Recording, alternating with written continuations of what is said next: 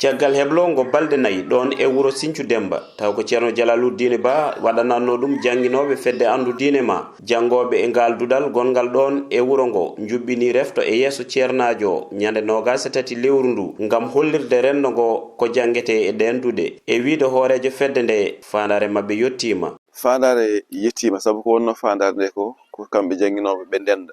ɓe ɓeydene karallagal siftinde wonde jangete ko diine l'islam ha tengti e ɓeɗo almuɓe reftiɓe ɗo ko mbaɗi ɗo ko noɓe kolliri hattan mabɓe ni ene rokki wone ko ɓuri hen weldemi foof ko ngal ɗo dudal ko min fuɗɗuno ɗum somi artoyi ɗo mi yiiɗiɗo jenciti mi andat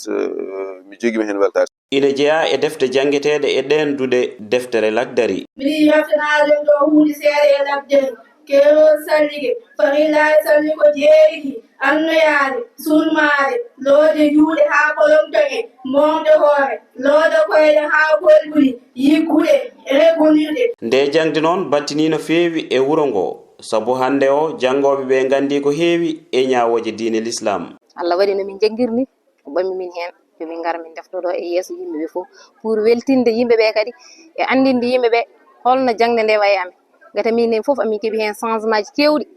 e mais fof juuluji e lolle e tout fof yimɓe gandi hen ko gandano dal amin jogui hen weltare no feewi no feewi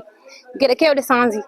e an neɗɗo mo janggani kam e janggude wona goto. Kamɓe jangoɓe ɓe jetti ceerno no feewi caggal nde o watti ɗe gande lugge e ɗemgal Pular ha ɗum woni sodorde wonande kala jangowo. Ɗum ɗo so tawino koye ɓurano ɗum jogorno heɓade dañanno tardement de kono so wattama e Pular aɗa janga ɓurano saɗa janga a firat ɗo noon ko lawol gotol ndewata